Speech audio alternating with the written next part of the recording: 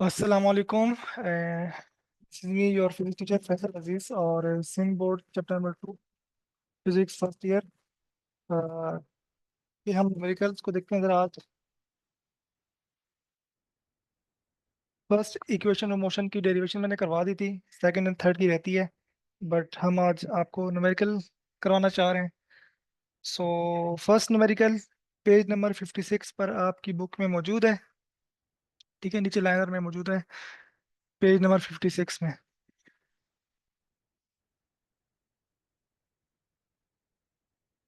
चलिए स्टार्ट करते हैं। देखिए बेटा, प्रॉब्लम नंबर 1 है, ये page number 56 book, Sindh board physics की बुक है। A helicopter ascending at a rate of 12 meter per second at a height of 80 meter above the ground, a package is dropped. How long does the package take to reach the ground? अब जरा इसकी मैं condition बताऊं आपको। देखो बेटा, ये एक इस हाइट पर जो है, दिस इज 80 मीटर हाइट, और इस हाइट पर जो है हेलीकॉप्टर जाते जाते हेलीकॉप्टर ने इस हाइट पर पैकेज ड्रॉप किया। अब वो पैकेज जो है बेटा थोड़ा सा ऊपर जाएगा इनर्शिया की वजह से, और फिर वापस आएगा। ठीक है, उसी पाथ पर वापस आएगा। मैं तो उसको जरा साइड में बना रहा हूँ। ठीक है, ये पाथ। ठीक है। सो हेलीकॉप्टर असेंड कर रहा है, मतलब ऊपर जा रहा है, और 80 मीटर पर जाकर उस हेलीकॉप्टर ने पैकेज ड्रॉप कर दिया। और आपको टाइम मालूम करना है कि यहाँ से यहाँ तक, मतलब ऊपर जाने में टाइम T1 लगेगा, और फिर ऊपर से नीचे आने में टाइम T2 लगेगा। तो टोटल टाइम कितना है वो हम लोगों ने फाइंड आउट करना है। सही है। सो चलिए, देखिए हेलीकॉप्टर ऊपर जा रहा है बेटा। अब इसको हम ना दो में डिवाइड करेंगे, T1 मालूम करना है, T2 मालूम करना है। तो इसको हम थोड़ा सा डिवाइड कर लेते हैं दो दो मोशंस में। अगर पहले मैं अपवर्ड की बात करूं खाली,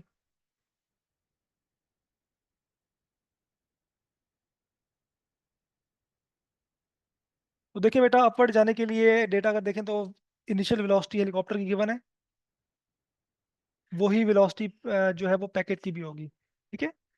अब इस वेलोसिटी से हेलीकॉप्टर जा रहा है जा रहा है जा रहा है, अपवर्ड मोशन में जा रहा है, और उसने पैकेट पैकेज जो है वो ड्रॉप कर दिया।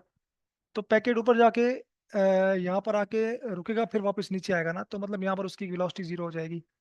तो वी एफ क्या हो गई? जीरो हो गई। ऊपर जाने के लिए टाइम मैंने T1 कहा हुआ है, तो T1 हम लोग को फाइंड करेंगे। और जी आपको पता है अपवर्ड के लिए जी क्या होता है बच्चों? जी होता है -9.8 मीटर पर सेकेंड स्क्वायर। ठीक है, ऊपर जाने के लिए माइनस में लिया जाता है। सो चलिए सोल्यूशन करते हैं। So using first equation of motion,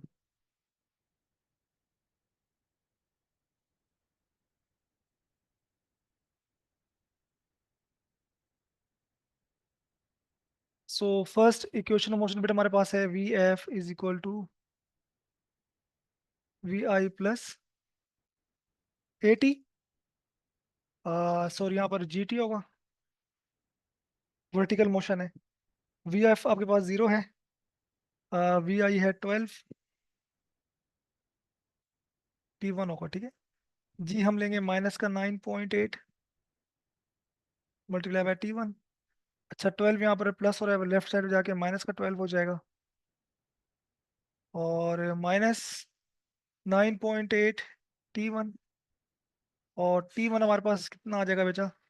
-12 divide by -9.8। कोई प्रॉब्लम है क्या? जी 9.8 आपके पास बेटा क्या है? ग्रेविटेशनल एक्सेलरेशन है ना, अपवर्ड मोशन के लिए।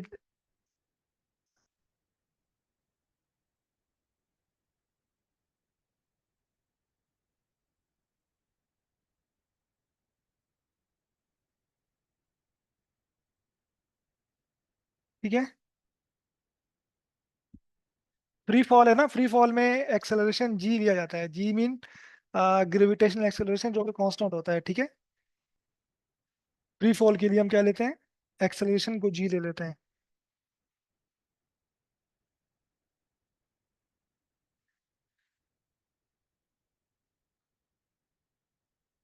ठीक है, यहाँ पर हमारे पास ऊपर जाने के लिए टाइम कितना आ जाएगा बच्चा?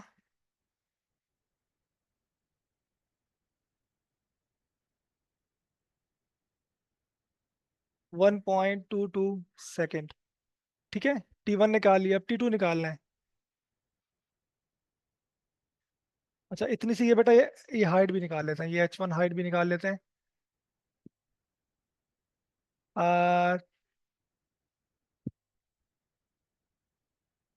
सेकेंड, थर्ड इक्वेशन मोशन लगाते हैं। टू, एक जगह जी आ जाएगा, 2GH is equal to VF² minus VI²। ठीक है, एच आप H1 ले लेंगे। अगेन जी हमारे पास माइनस का 9.8 आएगा। H1 मालूम करना है। VF क्या है बेटा अपवर्ड के लिए? 0। और माइनस VI कितना है?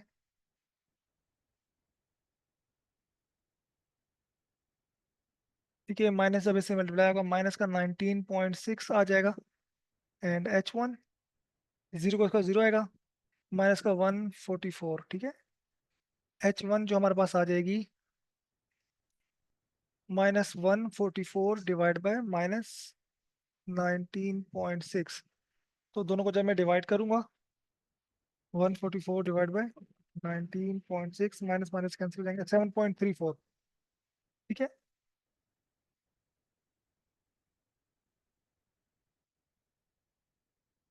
माइनस से माइनस कैंसिल हो जाएगा, 7.34 मीटर ये हाइट आ गई।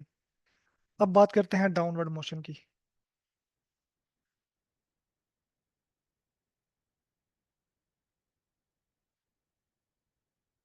ठीक है, मेन चीज हमने टाइम में निकालना था, ये टाइम। अच्छा, अब पैकेट वर्ड नीचे आएगा।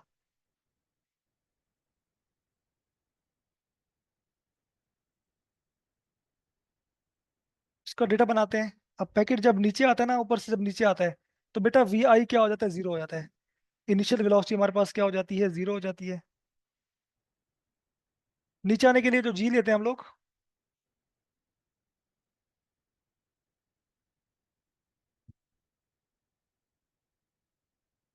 वापस आने के लिए हम जी कितना लेते हैं? प्लस का 9.8। ये ग्रेविटेशनल एक्सेलरेशन है। ठीक है, मीटर पर सेकंड स्क्वायर। और हमें T2 मालूम करना है। ठीक है,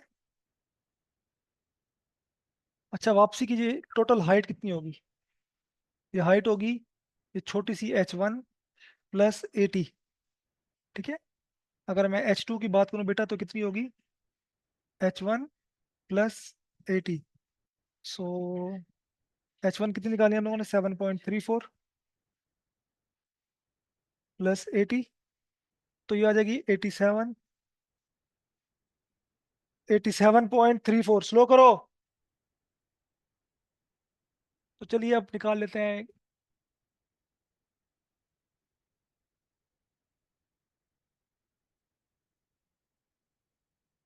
थर्ड इक्वेशन मोशन लगाते बेटा।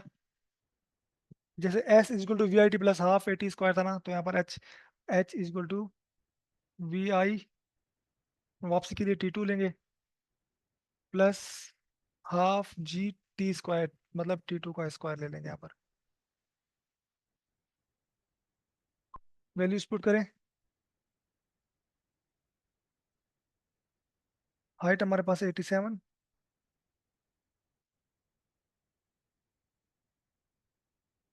और VI 0 है, 0 इंटू T2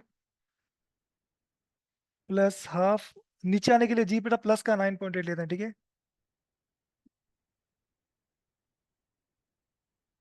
तो ये 87.34 इक्वल टू, ये 0 हो जाएगा। इससे कटिंग करो, 4.9 T2 का स्क्वायर। और T2 का स्क्वायर क्या होगा बेटा? 87.34 डिवाइड बाय 4.9।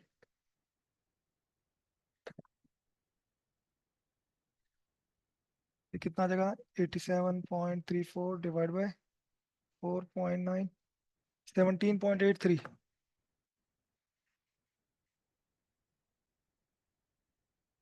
T2 का स्क्वायर आ जाएगा 17.83। दोनों साइड पे रूट ले लेंगे स्क्वायर खत्म करने के लिए।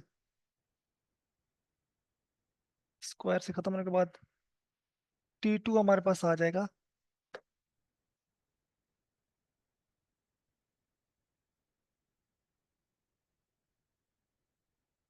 4.22। ठीक है, 4.22 सेकेंड।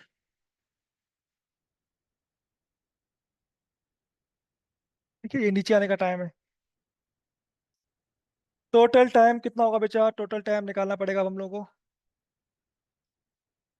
टोटल टाइम कितना होगा? ठीक है, पैकेट का टोटल टाइम टी होगा। ऊपर जाने के लिए T1 टाइम लगा, प्लस नीचे आने के लिए T2, T1 प्लस T2। तो टोटल टाइम जो आपको मालूम करना है पैकेट का ज़मीन पर गिरने के लिए, 1.22 plus 4.22, so it will be, अब 4 1 5, 5.44 सेकेंड।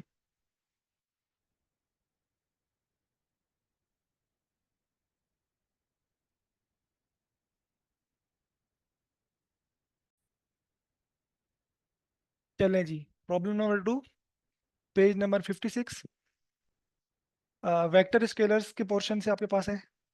कह रहा है two tug boats are towing a ship, each exerts a force of 6000 newton. Like आपके पास एक शिप है, टग बोट्स ना वो छोटी छोटी बोट्स होती हैं जो कि खींच रही होती हैं। ए, तो दोनों खींच रही हैं, ये भी फोर्स लगा रही है, इसको मैं F1 कह देता हूँ। ये भी फोर्स F2 लगा रही है, एंगल बन रहा है दोनों के दरमियान 60 डिग्री। ठीक है, आप लोगों ने रिजल्टेंट फोर्स मतलब ये भी 6000 न्यूटन की फोर्स लगा रही है, और ये भी 6000। तो इन दोनों का रिजल्टेंट फोर्स कितनी है हमको जो है वो बतानी है आपको। ठीक है,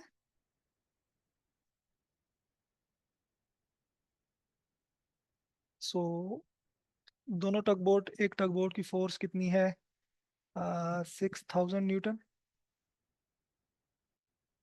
सेकेंड टग बोट की फोर्स भी जो है वो 6000 न्यूटन है। और ये आप दरमियान में एंगल कितना बना रही हैं? 60 डिग्री का एंगल बन रहा है।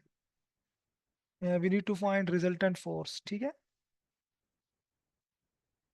सो देखो बेटा, सेम डायरेक्शन है दोनों की, और force is a vector quantity, दोनों डायरेक्शन से मूव कर रही हैं। तो रिजल्टेंट वेक्टर या रिजल्टेंट निकालने का फॉर्मूला हमेशा मैंने क्या बताया आपको, कोसाइन लॉ यूज करते हैं, जो कि होता है under root of F1 square plus F2 square, चूंकि ऐड हो रही हैं तो प्लस का आएगा, +2 F1 F2 cos of theta. So values put करते हैं, जरा चेक करते हैं।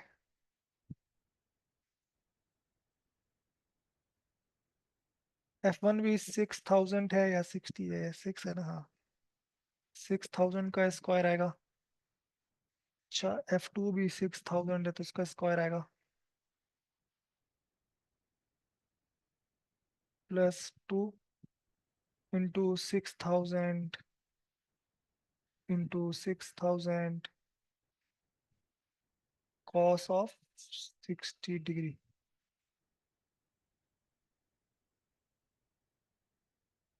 चलिए इनको सॉल्व करते हैं ज़रा।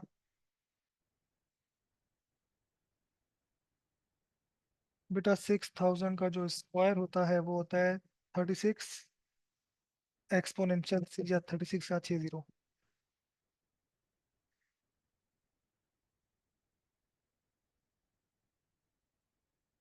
36 and 6 zeros,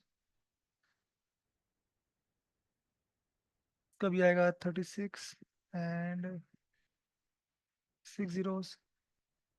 plus 6,000 by 6,000 by 2, 6,000 by 2, 72 6 zeros.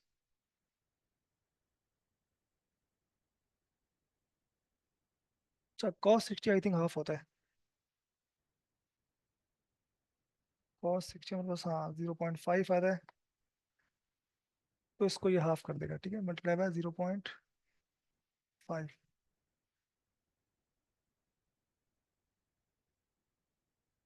मैं टोटल इनको ऐड अप करके लिखता हूँ।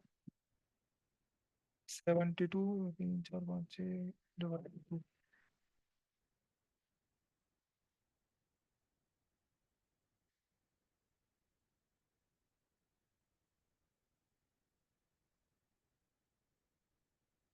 108 000000।